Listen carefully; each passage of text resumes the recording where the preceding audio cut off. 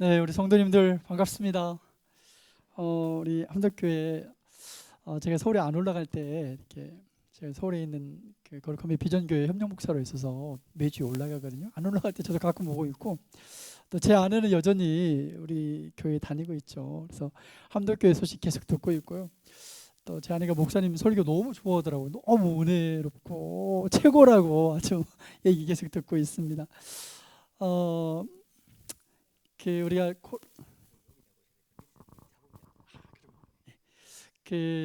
코로나 팬데믹 이후로 대면 예배 오랫동안 또 같이 못 드리고 그런 어려움들이 있었는데 또 최근에 이렇게 다시 재개되고 그래서 참 감사한 마음 많습니다. 우리가 그리스도인으로 이 땅을 살아가면서 가장 경계해야 될 게 뭐냐고 누군가 제게 물어본다면 저는 바로 말할 것 같아요. 고립으로 가면 안 됩니다. 공동체가 필요해요. 우리가 그리스도인들끼리 함께 교제하고 관계하면서 공동체에 소속되는 게 굉장히 중요하거든요. 특별히 내 삶에, 내 인생에 요즘 최근에 코로나 팬데믹 이후로 사람들 어려움들 많잖아요. 내 인생에 위기가 찾아오고 힘들고 어려울 때일수록 고립으로 가면 안 되거든요. 미안합니다. 옆 사람 보고 한번 얘기해줘요. 고립 아닙니다. 빨리 얘기해줄래요? 몸 돌려갖고 말이죠. 뒷사람한테도 좀 얘기해요. 고립으로 가면 안 됩니다. 빨리 말해주세요.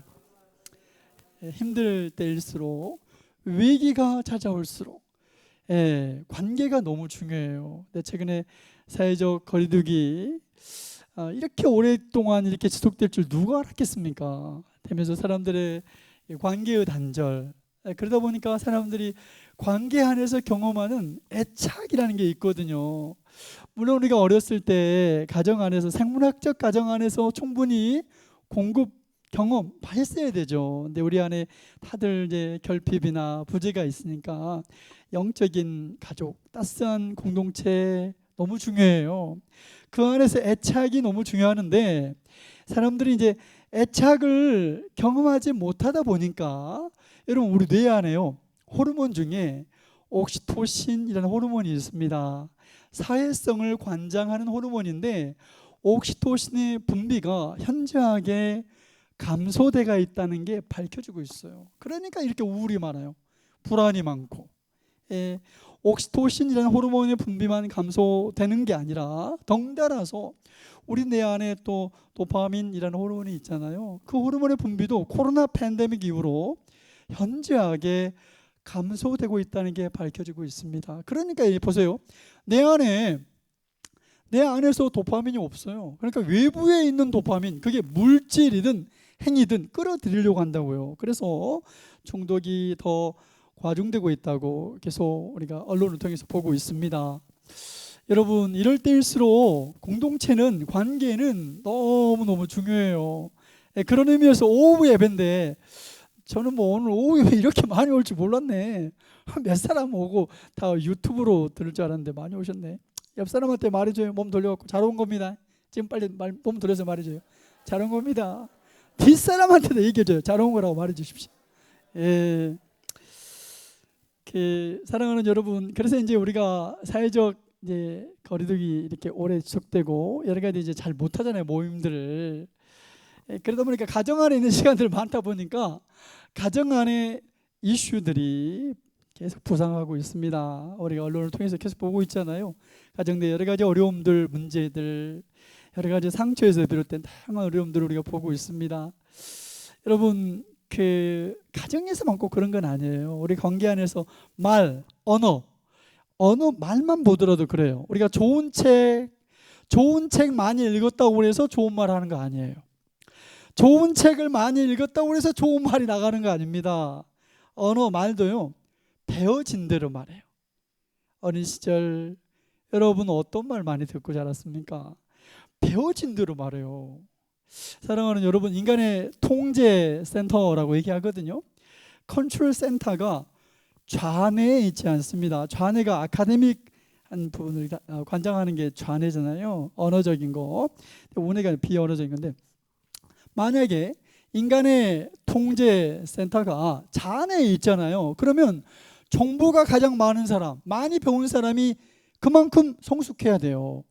예, 정보가 많고 지식이 많고 이런 사람일수록 그러면 그것과 지식이 정보가 많다와 성숙하다가 동일해야 됩니다.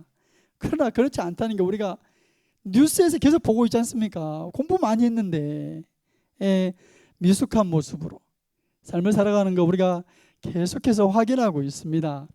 여러분, 정보가 많다고 해서 성숙하냐? 옆 사람한테 말이죠. 안 그럽니다. 빨리 말이죠. 몸 돌려갖고. 안 그래요. 빨리 말이죠. 예. 여러분, 좋은 책을 많이 읽었다고 해서 좋은 말 하는 게 아니라고요. 배워진 대로 말해요. 예. 그래서 보세요. 누가 좋은 부모 안 되고 싶어요? 따뜻한 엄마, 예. 그 자상한 아빠 누가 안 되고 싶습니까? 다 좋은 아빠 되고 싶죠. 근데 여러분, 사랑하는 여러분, 모델이 그래서 굉장히 중요합니다. 예. 저는 그래서 오늘 제가 뭐 그 강의 많이 하죠. 그 뭐죠? 뭐 여러 가지 주제들이 너무 많아요. 근데 오늘 뭘 할까 기도하다가 그런 생각이 들더라고요. 짧은 30분 내에 끝내야 되잖아요. 짧은 시간에 어떤 주제 하나만 다뤄도 1시간씩 넘는데, 그래서 오늘은 뭘 하고 싶냐면 짧은 시간에 여러분 결국은 내가 경험한 게 그게 나가는 거예요. 자녀들에게도 그렇게 우리가 하는 이제 관계 기술들이 있습니다. 있기는 그런 기술들을 익히고 연습하고 연습하다가도 결정적인 순간에 상처 팍팍 주거든요. 그 사람한테는 상처 안 주고 싶었는데 여러분의 자녀일 수 있어요. 예, 그리고 또 얼마나 후회한지 몰라요. 사랑하는 여러분, 그래서 그러면 나는 어릴 때 충분한 사랑, 돌봄 잘 못 받았다고 가정해 봅시다. 그런 사람 그럼 어떻게 해야 돼요? 지금이라도 우리가 영적인 가족이 그래서 중요합니다.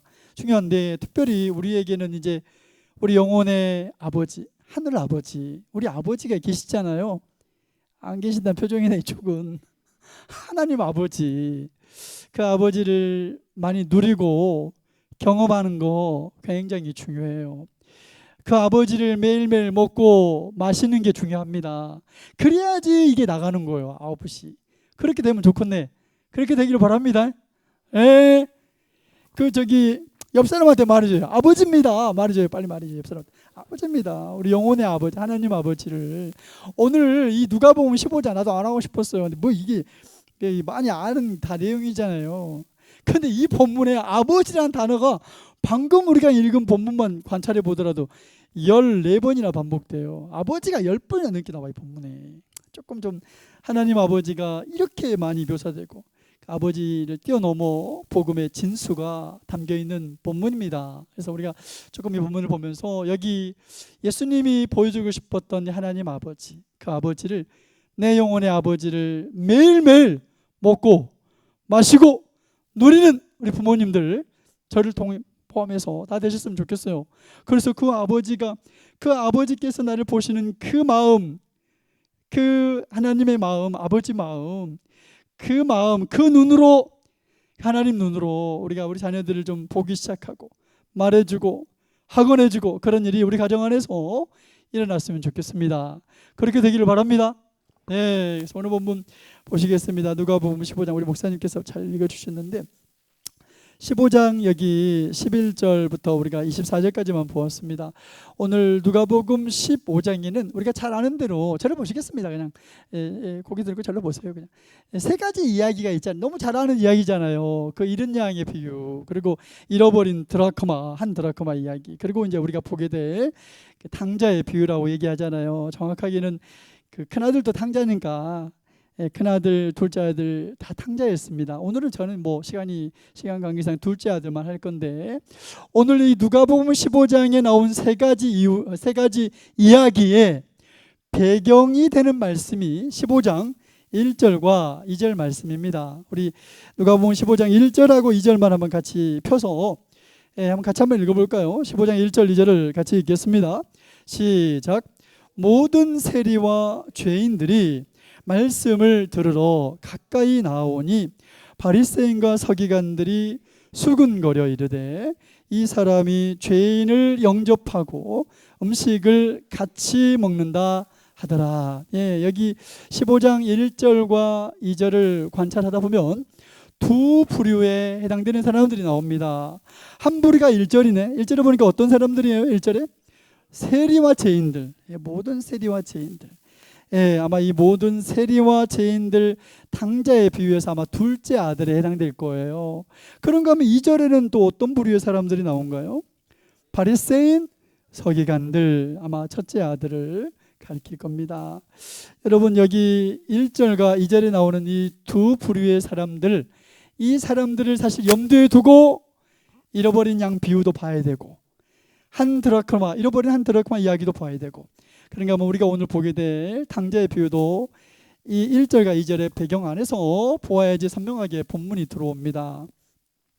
여러분, 다시 한번 그래서 1절을 한번 읽어볼까요? 1절만 좀 생각하면서 읽겠습니다. 시작. 모든 세리와 죄인들이 말씀을 들으러 가까이 나오니, 그렇게 말씀합니다.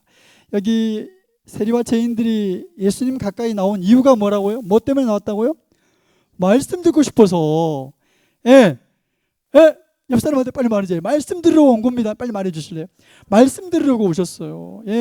근데 여기 보니까 예수님 가까이 말씀 듣고 싶어갖고 나왔다고 얘기하는데, 여기 가까이 나오다 이 동사가 헬라어 언어에 보니까 진행형으로 됐더라고요. 현재 진행형. 그러니까 과거의 어느 시점부터 오늘, here and now, 지금 여기, 지금까지 계속적으로 지금까지 나왔대요. 말씀 듣고 싶어갖고 세리와 죄인들이.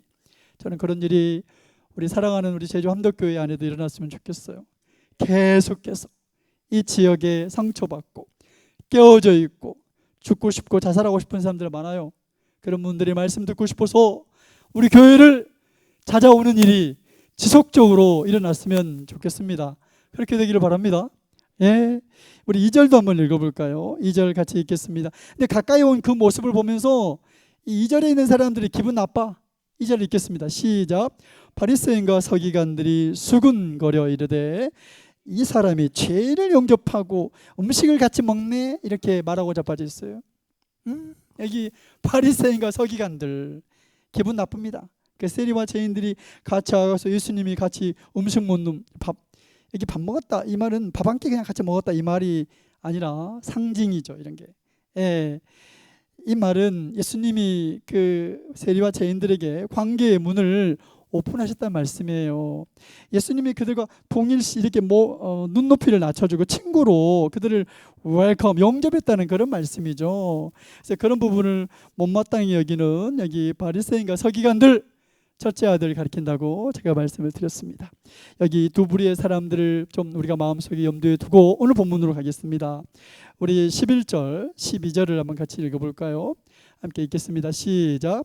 또 이르시되 어떤 사람에게 두 아들이 있는데 그 둘째가 아버지에게 말하되 아버지여, 재산 중에서 내게 돌아올 분깃을 내게 주소서 하는지라. 아버지가 그 살림을 각각 나눠 주었더니, 어떤 사람에게 두 아들이 있었습니다. 근데 그 둘째 아들이 둘째 아들이 요구하는 거예요. 아버지, 내게 돌아올 분깃, 유산을 말해요. 유산을 내게 달라고 이렇게 요구하는 이 둘째 아들의 요구는 사실 이거 굉장히 무례한 요구예요. 여러분, AD 1세기 당시, 지금부터 2000년 전 유대 사회 배경 안에서 우리가 그 문화적 배경을 조금만 생각해 본다면요, 여기 이 분깃, 유산이라는 단어, 이 단어는, 이 개념은 사실 아버지 돌아가신 다음에 쓰는 단어입니다. 근데 아버지가 뻐젓이 지금 여전히 살아 계신데 내게 돌아올 유산 달라, 이 말 굉장히 무례한 말이에요. 그러니까 아버지 나 빨리 돌아가셨으면 좋겠어, 이런 말이라고요. 여러분, AD 1세기 당시 유대 사회 지나칠 만큼 가부장적인 사회였어요. 그 사회의 일반적인 아버지, 보편적인 아버지라면 이런 아들 어떻게 했을까요? 야단치고 혼내고 집에서 쫓아내버리면 돼요. 그런데 본문 속 아버지는 이 아들에게 어떻게 합니까? 여기 보니까 아버지가 그 살림을 각각 나눠주었다고 그렇게 본문은 기록하고 있습니다. 여기 살림이라는 단어, 이 단어 헬라어 언어에 봤더니만 헬라어로 이게 이제 미온이라는 단어가 쓰였더라고요. 그리스어 비온이라는 단어, 비오스에서 나온 단어입니다. 근데 이제 이 비오스가 여기 그리스어거든, 헬라어. 이 비오스라는 이 그리스어에서 파생된 영어 단어가 바이오예요, 바이오. 요즘 우리 사회도 코로나 이후로 바이오 산업 육성하겠다고 정부가 계속 방침을 발표한 거 많이 보셨죠?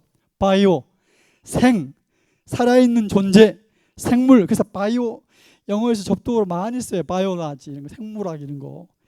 여기 미온이라는 단어 있잖아요. 여기서 파생된 단어가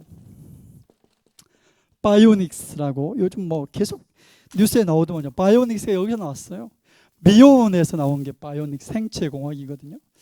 사랑하는 여러분, 우리 성경은 이 비온이라는 단어를 우리 개역 개정은 살림이라고 번역을 했지만 더 기본, 이 헬라어 언어 더 기본 의미는 생명이라는 의미를 담고 있습니다.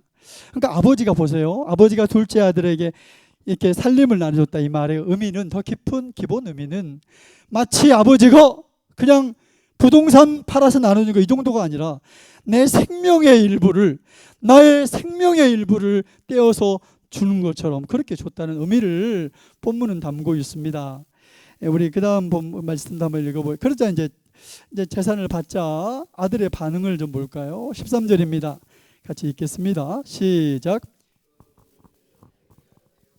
재물을 다 모아가지고 먼 나라에 가 거기서 허랑방탕하여 그 재산을 낭비하더니, 뭐 재산 받자마자 며칠 안 돼 갖고 어떻게 했다고요? 둘째 아들이 재물 다 모아가지고 어디로 갔다고요? 본문의 단어를 그대로 말해보세요. 뭐라고 말했습니까? 먼 나라. 여러분 옆 사람한테 말이죠. 먼 나라입니다. 빨리 말이죠. 근데 본문의 강조, 이 본문의 핵심은 그냥 단순히 거리적 그 먼 나라를 말한 게 아닙니다. 본문의 강조, 이 본문의 핵심은 아버지로부터 최대한 멀리 떠나버리는 아들의 마음이, 아들 마음이, 우리 오늘 설교 제목이 아버지 마음이잖아요. 아들 마음이 여기 이 단어 속에 본문이 지금 강조하고 있습니다. 아버지로부터 최대한 멀리 떠나버리는, 먼 나라에 가가지고 거기서 어떻게 했다고요? 허랑방탕해서 그 재산 다 낭비해갖고 14절을 보니까 다 없애버렸대요.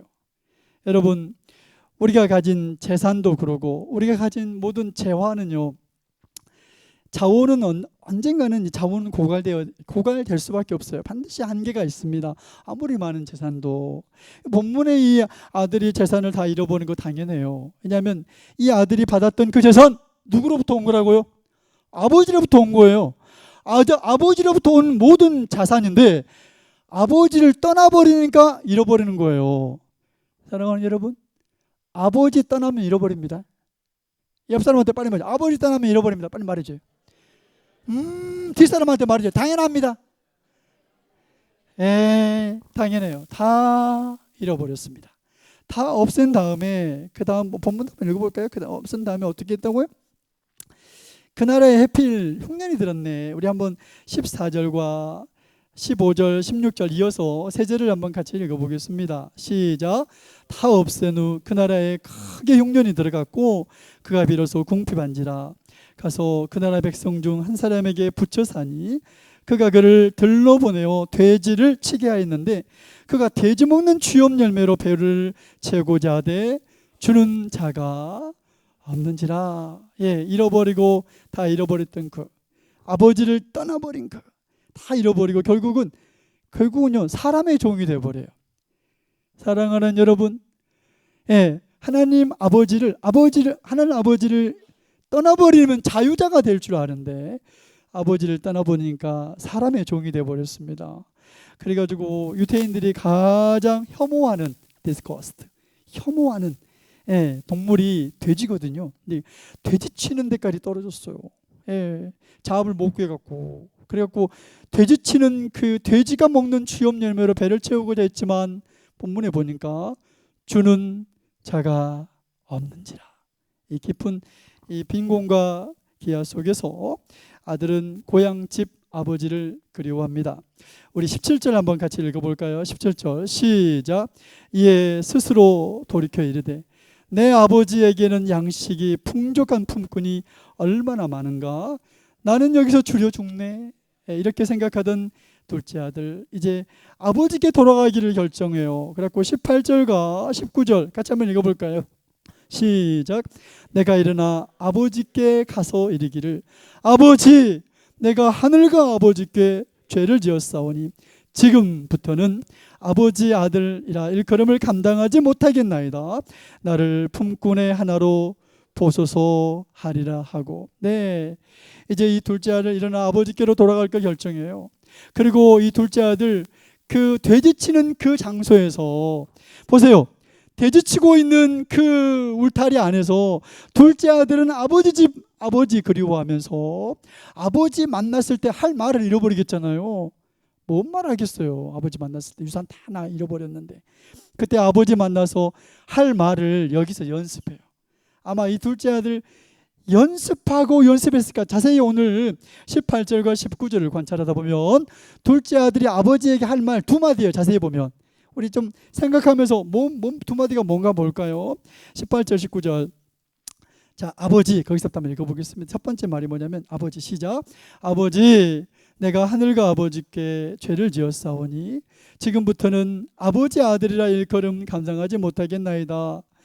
이게 첫 번째라면 나 이제 아버지 아들이라 불릴 자격, 나의 신분, 나의 정체성, 아버지 아들이라 불릴 자격 없습니다. 그 조건 못 갖춰 다 잃어버렸어요. 이런 말이잖아요. 그리고 이제 두 번째 말이 뭐예요? 나를 이제 뭘로 봐달라고요? 품꾼의 하나로 보소서. 그러니까 두 마디였어요. 이 아들이 아마 이 두 마디를 연습했을 것 같아요. 아버지 만나면 할 말, 그 돼지 울타리 안에서 아마 계속 연습해. 첫 번째가 뭐예요? 아버지, 내가 하늘과 아버지께 죄를 지었사오니 지금부터는 아버지의 아들이라 불릴 자격 없습니다. 첫 번째라면. 두 번째가 뭐라고요?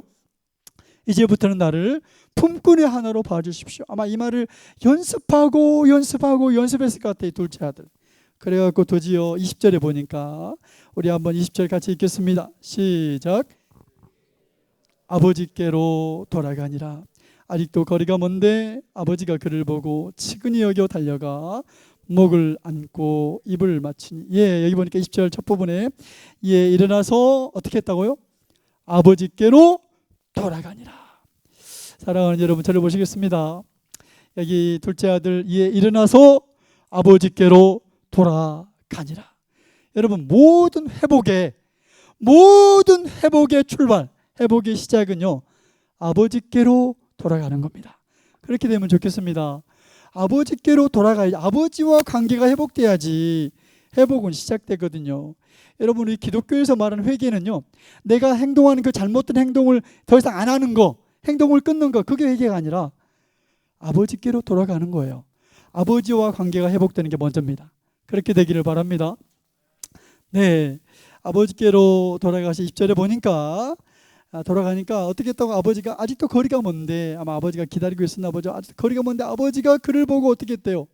치근히 열려갖고 어떻게 했다고요? 아버지에게 모션, 행동이 나오네. 뭐예요? 달려갔대요. 저를 보시겠습니다.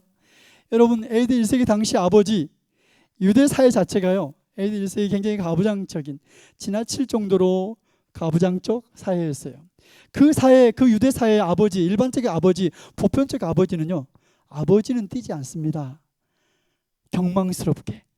아무리 급하고 중요한 일 있어도 아버지들은요, 요즘도 그 전통적 유대 사회 그 유대 아버지들 가끔 영상에 보면 뒷짐지고 긴 옷 입고 천천히 걸어요.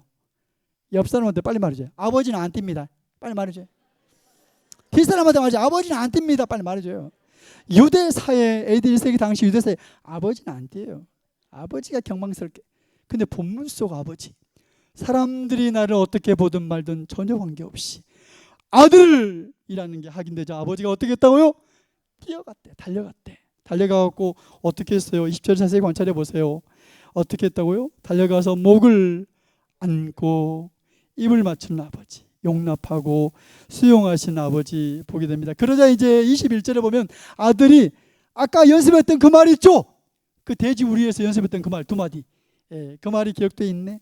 우리 21절 같이 한번 21절과 22절 같이 읽어볼까요? 시작.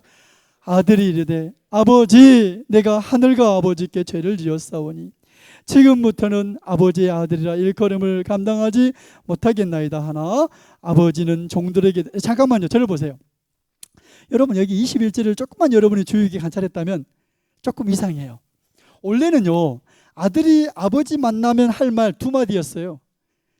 아버지, 내가 하늘과 아버지께 죄를 지었사오니 지금부터는 나 아버지의 아들이라 불릴 자격 없습니다. 이게 첫 번째라면, 두 번째는 뭐냐면 이제부터는 나를 품꾼의 하나로 보소서. 이 두 마디였잖아요. 근데 본문을 자세히 관찰해 보면 첫 번째 말밖에 안 나와요. 두 번째 말이 안 나와. 무슨 말입니까? 첫 번째 이제 고백, 아들의 고백이 다 안 끝났어요. 그러니까 첫 번째 고백한 다음에 두 번째 이제부터는 나를 품꾼의 하나로 보소서, 이 말 하려고 하는데 아버지가 끼어들어요. 됐다 하더라. 제가 이 본문을 읽다가 제 성경에다 딱 표시해 놨어요. 끼어드는 아버지. 말이 안 끝났는데 중간에 끼어들라고 됐다 하더라. 그리고 나서 아버지가 어떻게 해요? 22절에 보면은 제일 좋은 옷 내어다 입히고 손에 가락지 끼고 발에 신발을 신겨주는. 사랑하는 여러분, 저를 보시겠습니다. 우리는 많은 경우에 나의 어떤 종교적 열정, 우리의 종교적 열정이나 나의 회개가 하나님의 은혜를 따내는 걸로, 하나님의 은혜를 타내는 걸로 생각할 때 참 많지만 본문은 동의하지 않습니다. 오늘 본문은 오히려 정반대예요. 오히려 나의 회개가 하나님의 은혜를 따내는 게 아니라 정반대예요. 하나님의 은혜가 나의 회개를 회개되게 하는 거예요. 회개도 하나님의 은혜로 가능합니다. 하나님이 찾아오는 거예요. 사랑하는 여러분, 로마서 표현을 그대로 빌리자면 은혜가 왕노릇하는 다른 질서 배워가는 우리 함덕교회 모든 성도님들 되기를 바랍니다. 하나님의 큰 은혜로 인해서 나의 회개가 회개되는 거죠. 그래갖고 다시 한번 22절을 다시 읽어볼까요? 중요한 세 단어 있는데 22절을 다시 읽겠습니다. 아버지가 어떻게 해줬어요? 22절 시작. 아버지는 종들에게 이르되 제일 좋은 옷 내어다 입히고 손에 가락지 끼우고 발에 신을 신기라. 여기 하나같이 세 단어, 좋은 옷, 그리고 뭐요? 가락지 끼워주고 신발 신겨주고. 하나같이 넌 종이 아니다, 품꾼 아니다. 여러분, 고대사의 노예, 종들은요, 종은 신발을 안 신었습니다. 맨발로 다녔다고요. 신발을 신겼다는 넌 아들이다, 신분을 얘기해 주는 거예요. 손에 가락지 마찬가지, 제일 좋은 옷 마찬가지죠. 감동인데 더 큰 감동은, 더 우리를 감동시키는 것은 23절이에요. 우리 23절을 같이 읽겠습니다. 시작. 그리고 살진 송아지를 끌어다가 잡으라. 우리가 먹고 즐기자. 23절은 정말 감동이에요. 여기 보시겠습니다. 제일 좋은 옷 내어다 입혀주고 손에 가락지 끼우고 발에 신발 신겨주는 거, 거기서 멈춘 게 아니라 이 본문 속 아버지가 어떻게 했다고 아들에게? 송아지, 살진 송아지. 여러분, 고기가 많이 나는 나라도요, 고기가 많이 나는 나라가 있어요. 저도 호주에서도 간사를 몇 년 동안 했는데, 상담학교 간사를. 저는 이제 상담학교 간사만 20년 했는데, 제가 고기 많이 난 나라에도 있었는데 그 나라에도, 그런 나라도 비싼 고기가 있어요. 모르네? 모른다는 표정이시네. 옆 사람한테 빨리 말해줘요. 비싼 고기 있습니다. 예. 송아지 고기가 제일 비싸요. 송아지 고기가. 송아지 스테이크가 제일 비싸. 근데 송아지 스테이크가 제일 비싼데 여기 본문에 살진 송아지. 그러니까 가장 최고의 잔치, 최고의 잔치, 가장 귀한 것. 이 본문의 아버지는 아들한테, 아들이 뭔 이쁜 짓 했다, 네 그동안 돈 어디다 다 썼냐? 아버지의 관심은 잃어버린 그 돈에 있지 않았어요. 아들의 존재 자체에 대해서 용납해 주면서 제일 좋은 옷, 손에 가락지, 발에 신발에서 멈추지 않고 잔치를 벌여줘요. 살진 송아지, 가장 좋은 것 남김없이 아낌없이 다 주시는 이 좋은 아버지. 이 아버지를, 오늘 본문은 이 아버지의 마음을 예수님은 지금 보여주고 싶었던 거예요. 사랑하는 여러분, 이 본문의 아버지, 누가복음 15장에 방금 읽었던 우리 이 본문을 보통 이제 기독교 2000년 역사 안에서 보통 탕자의 비유라고 우리가 익히 들어왔지 않습니까? 본문의 아버지, 여기서 중요한 단어가 있는데, 프라디걸이라는 중요한 단어가 있습니다. 일반적으로 보통 낭비하는 이렇게 알고 있는데, 더 선명한 이 단어의 뜻은 무모할 정도로 헤프게 낭비해버리는, 이런 말이에요. 아낌없이 남김없이 다 써버렸다, 이런 말이거든요. 그래서 이 단어가 항상 기독교 2000년 역사 안에서 항상 누구에게 이 단어가 쓰이냐면 그냥 더 프라디걸 선 하면 이게 그냥 대명사 써졌어요. 낭비하는 아들 하면 누구예요? 탕자, 둘째 아들. 예. 그렇게 일반적으로 쓰여 왔습니다. 제가 한 4년 전인가 저희 이제 국제 YM은 지금 전임 간사만 2만 명이 넘어요. 그렇게 큰 단체거든요. 근데 이제 국제 YM의 그 국제 회의가 있었습니다. 한 가장 역동적으로 움직이는 그 YM의 베이스 그 리더들하고 그 모임들이 있었어요. 그래서 이제 한국에도 베이스가 20개가 넘는데 전 세계 한 50개 베이스만 따로 뽑아가지고 리더들을 모았는데 한국에는 이제 서울 베이스, 서울 지부와 제주 열방대에 속했고 제주 열방대 대표하고 열방대가 하는 곳은 교육처장이 같이 가면 제가 이제 교육처장에서 같이 갔었거든요. 같이 이제 그 네덜란드 암스테르담에서 국제 YM의 회의가 있었어요. 로렌 커닝햄이 직접 인도하는 회의였는데 그때 제 아내와 함께 참석을 했는데 그때 이제 암스테르담에서 2주 동안 회의였는데 국제 YM 리더 회의인데 저희 그 숙소 바로 근처에 제가 네덜란드 출신 정말 좋아하는 화가 물론 고흐도 거기 있더라고요. 있는데 거기가 고흐 박물관도 있고 그러거든요. 근데 렘브란트 생가가 저희 숙소 바로 근처에 있더라고요. 그래서 제가 짐을 정리하자마자 한나름에 그 렘브란트 생가에 달려갔고 제가 제일 보고 싶은 그림이 그 렘브란트 그림 중에 그 그림 혹시 아세요? 그 탕자가 돌아온 탕자 그림 모르시네. 유명한 그림인데 그 헬린 아워인이 그 그림 앞에 쓰다가 그 책 썼다면서요. 뭐 상처 입은 취장가. 여러분 근데 아무튼 그 그림을 내가 보고 싶어 갔는데 아무리 찾아봐도 그 그림이 없더라고. 거기에 렘브란트 그림들 다 전시된데 뭐 거기 그래갖고 거기 밑에 보니까 뭐 찌라시가 한 장 있더라고. 거기 보니까 무슨 러시아 뭔 박물관에 그 그림이 전시됐다고. 근데 그 찌라시에 거기도 나왔어요. 그 돌아온 탕자에 대해서 어떻게 영어로 어떻게 쓰냐면 The Return of the Prodigal Son이라게 돌아온 탕자를 항상 기독교 2000년 역사 안에서 이 prodigal이라는 낭비하는 이 단어에는 아들을 붙였습니다. 그런데 요즘 미국 교회들 대부분 다운되고 있어요. 대부분 다운되는데 미국의 뉴욕의 맨하탄에 리드머 교회라고 리드머 처치라고 굉장히 부흥하는 교회가 있습니다. 굉장히 왕성하게 부흥하는데 그 교회에 팀 켈러라고 제가 작가 중에 굉장히 좋아해요. 팀 켈러 책들을 제가 좋아하는데 팀 켈러는요 너무 저도 새로웠어요. 아니 여기서 이 프라디걸에다 누구를 붙였냐면 아들이 아니라 본문 속 아버지야말로 본문에 등장한 이 아버지야말로 정말 더 프라디걸 무모할 정도로 헤프게 낭비하는 아버지, 남김없이 아낌없이 다 써버리는 아버지, 그 아들을 향해 다 주는 아버지. 그래서 팀 켈러는 이 본문을 탕자의 비유가 아니라 탕부의 비유. 예. 사랑하는 여러분, 우리 아버지가 그런 분이세요. 우리를 향해서 그리고 나서 마지막 24절에 보면 너무너무 기뻐하고 정말 넘치는 사랑, 우리를 향해 넘치게 기뻐하는 24절의 본문 속 아버지. 우리 24절 같이 읽어볼까요? 함께 읽겠습니다. 시작. 이 내 아들은 죽었다가 다시 살아났으며 내가 잃었다가 다시 얻었노라 하니 그들이 즐거워 기뻐하고 넘치게 기뻐하면서 그 존재 자체를 바라보면서 저는 이 아버지의 기쁨이 나를 향해서 그냥 나를 보면서 내 생각에 그냥 하나님 나는 그냥 구원받고 천국 가는 것 정도에도 너무너무 감사해. 그 정도가 아니라 너는 최고라고. 내가 너 때문에 너무너무 기뻐하고 제일 좋은 옷, 손에 가락지, 발에 신발을 멈추지 않고 살린 송아지 나를 위해 잡으신 그 좋은 아버지, 그 프라디걸과 탕부 하나님, 무모할 정도로 헤프게 나를 위해 써버리는 준비하고 계시는 그 하나님 아버지를 매일매일 먹고 마시면 좋겠습니다. 매일 내가 누려야 돼요. 여러분 우리 자녀들에게 좋은 거 주고 싶죠. 따뜻하게 말하고 싶고 격려해 주고 싶고. 근데 내 안에 없으면 못 줘요.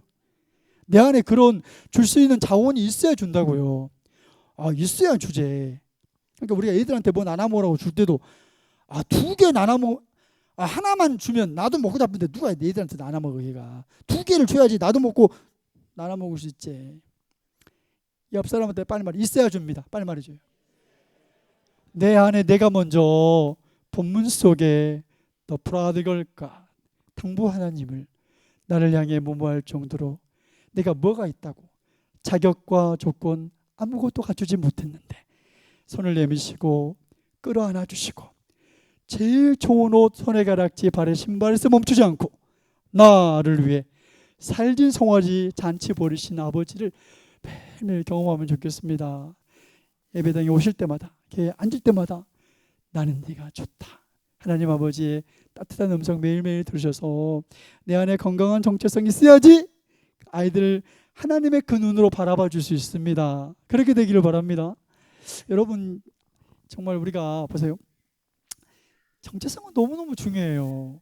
요즘 아이들, 자살하는 애들도 많지만 자기가 자기 몸을 자해하는 애들이 그렇게 많더라고요.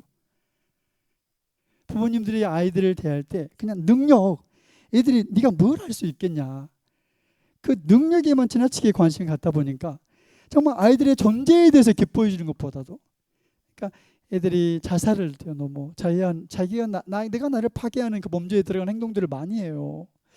사랑하는 여러분, 우리 사회에 이런 일이 멈춰졌으면 좋겠습니다. 아이들의 존재 자체에 대해서 기뻐해주고 용납해주고, 그런 일들이 우리 교회 안에서부터 일어났으면 좋겠어요. 그렇게 되기를 축복합니다. 네, 여러분, 이 정체성이라는 건요, 원래 정체성은요 마치 꼬리표와 같아요. 내가 어떤 사람이야, 그래서 되는 거 아닙니다. 우리가 정체성이 어떻게 형성되냐, 아이들을 보면 알아요. 어린 아이였을 때 그 아기, 막 태어난 아기 있잖아요. 어린 아이들 자기가 누군지 몰라요. 주변인들이, 주변 사람들이, 내 주변에 있는 의미 있는 어떤 존재들, 부모님들이나 엄마 아빠나 이런 분들이 나를 향해서 말해줄 때 그걸 내가 받아들이면서 내가 한국 사람인 거 알게 돼요.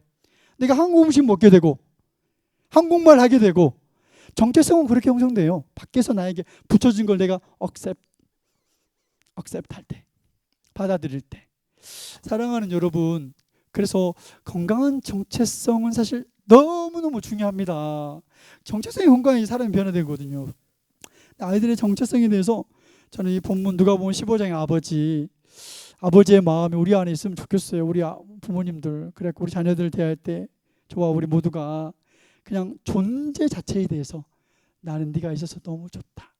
본문의 아버지가 돌아온 탕자 뭘 잘했다고, 그 행위와 상관없이 존재에 대해서 용납하고 거기서 멈추는 게 아니라 넘치는 사랑과 기쁨으로 받아준 것처럼 우리 가정 안에서 그런 일이 새록새록 일어났으면 좋겠습니다. 기도하겠습니다. 사랑하는 여러분, 우리 두 손을 우리 존재의 중심에 손을 얹고 눈을 감고 우리 좀 같이 기도하겠습니다. 오늘 말씀을 좀 기억해 보셨으면 좋겠습니다. 여러분, 먼저 좋은 아빠 내가 되기 전에 먼저 그 아버지를 내가 먼저 먹고 마시면 좋겠어요. 우리가 어린 시절 성장 과정에서, 생물학적 과정에서 그걸 받았어야 되는데, 혹시 결핍이나 부재가 있는 분들, 하나님 아버지, 나 그래서 아버지가 필요합니다. 그 아버지의 넘치는 사랑, 용납해 주시는 그 사랑, 나는 아버지가 필요합니다. 우리 좀 고백하면서 반응하면서 하나님의 그 크신 사랑이, 넘치는 사랑, 그 넘치는 하나님의 사랑으로 내 마음을 좀 채워달라고 매일매일 먹고 마시도록 우리 좀 같이 기도할까요? 함께 기도하겠습니다. 하나님 아버지, 사랑하는 우리 함덕교회 모든 성도님들의 마음속에 내 영혼의 아버지 하나님 아버지를 풍성하게 충만하게 계속해서 계시하여 주십시오. 물이 바다를 덮음같이 여호와의 영광을 아는 지식이 온 땅에 가득해진 것처럼 하나님 우리 교회 안에 가득해지기를 소망합니다. 하나님 아버지의 마음을 더 깊이 우리 가운데 계시하여 주십시오. 그 크고 넘치는 하나님의 사랑, 넘치는 기쁨을 우리 모든 부모님들 마음속에 가정마다 충만하게 부어주시기를 소망합니다. 하나님 아버지, 오늘 본문에 하나님 아버지의 마음, 그 넘치는 하나님의 사랑이 우리 성도님들 마음속에 가득하기를 소망합니다. 그래서 우리 자녀들을 대할 때 하나님 자격과 조건, 얼마나 능력을 갖췄고 뭘 할 수 있는가, 그거 보기 이전에 존재 자체를 용납해주고 기뻐해주는 하나님의 눈으로 나의 자녀들을 보기 시작하는 일들이 가정 안에서 일어나기를 소망합니다. 그래서 우리 자녀들 건강한 정체성 가져가도록 한 사람 한 사람을 세워주십시오. 그렇게 행하실 주님을 기대합니다. 감사하고 예수님의 이름으로 기도합니다. 아멘.